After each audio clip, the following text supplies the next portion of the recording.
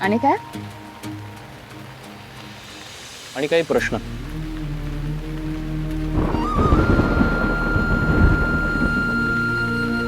एक प्रश्न माझ्या मनात सकाळपासून आहे अर्पिता मॅडम. काही केलं उत्तरच सापडत नाही.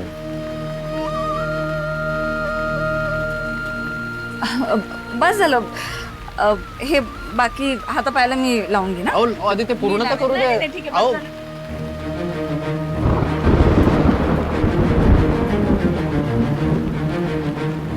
तुम्ही सकाळी देवळामध्ये मला आहो म्हणून हाक मारलेत ना?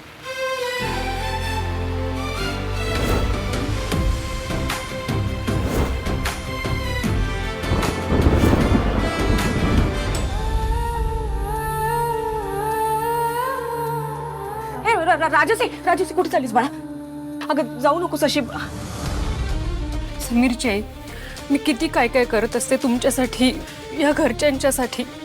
मी लिटरली एक संधी पण सोडत नाही तुम्हाला हेल्प करायची. आणि ही मुलगी मला वाटेल तसं बोलली आता.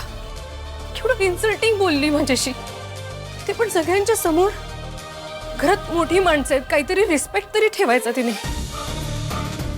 नाही पण मी समजू शकते की समीरमुळे तुमचे हात बांधलेले असते.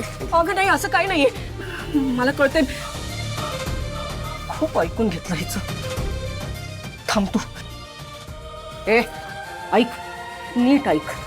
तू या घरात आलेलं मला कधीच आवडलं नव्हतं, पण माझ्या मुलांचा हट्ट ना म्हणून मी गप्प बसले. पण तू तर आल्यापासून तुझे रंग दाखवायला लागलीस ग. हा, तुला जर मी असंच या घरात येऊ दिलं ना तर एक दिवस तू माझ्या डोक्यावर बसून मिराय वाटशील. ते काय नाही. आत्तापासून, या क्षणापासून मी तुला समर्पिता किचन मधून काढून टाकलंय.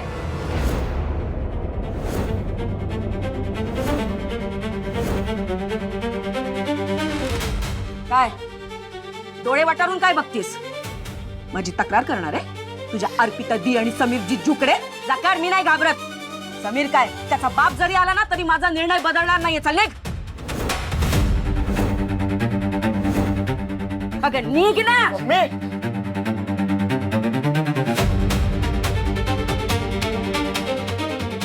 काय करतेस का मम्मी? निकी उठ, निकी.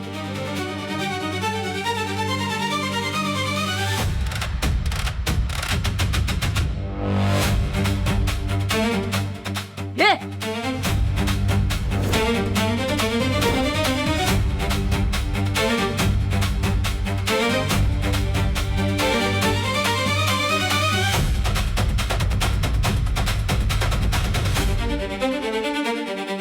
निकी चालेल.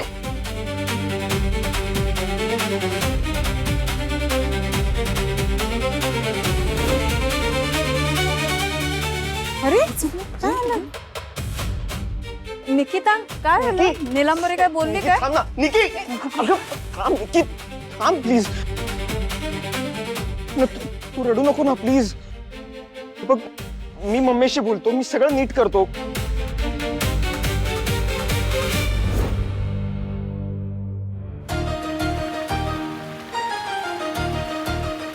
ठीक आहे, म्हणजे ठीक आहे ना, एवढं काही झालेलं नाहीये.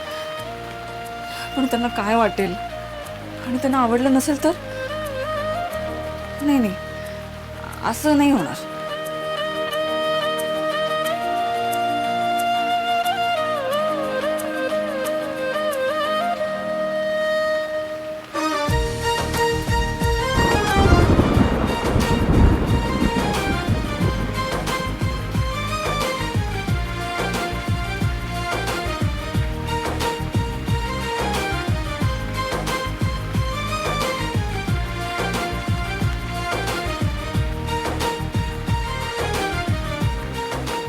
सांगा ना.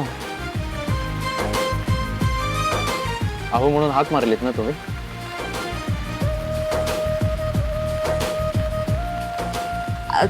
तुम्ही काहीतरी चुकून काहीतरी ऐकलं असेल. चुकून? त्या सगळ्या गर्दीमध्ये सुद्धा तुमचा आवाज स्पष्ट ऐकला होता मग. सांगा ना. ते म्हणजे बायका बायका होत्या ना तिकडे, म्हणजे मला अर्पिता मॅडम, स्पष्टपणे सांगा मला. मला मला बोलायचं होतं की अर्पिता मॅडम, तुम्ही सकाळी मला आहो म्हणून हाक मारलीत का? तुमच्या उत्तराची मी वाट बघतोय अर्पिता मॅडम.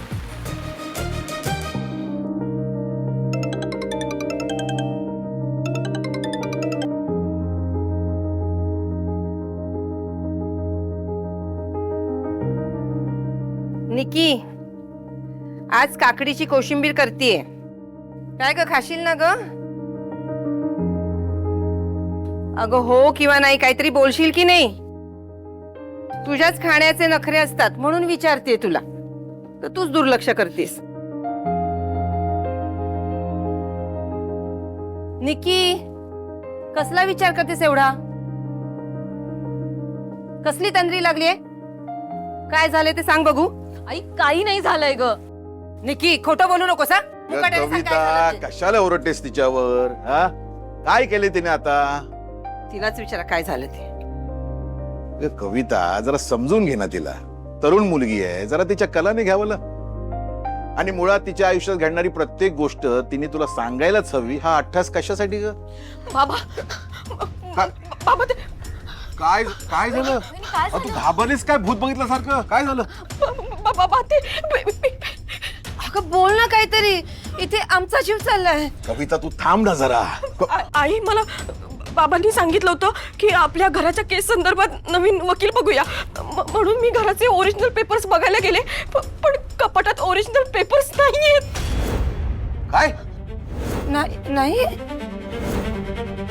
अगं कल्याणी, असं कसं होईल? अगं, मी स्वतःच्या हाताने कपाटात पेपर्स ठेवले होते ना.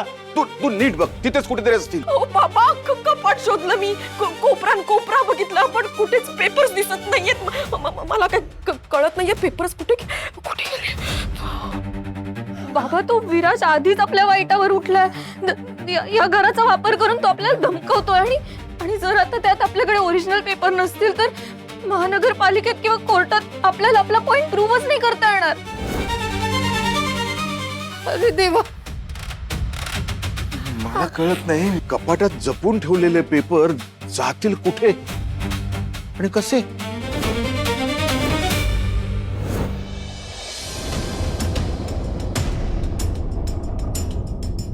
माझ्या घरात उभा राहून माझ्या राजसीबद्दल असं बोलतेस?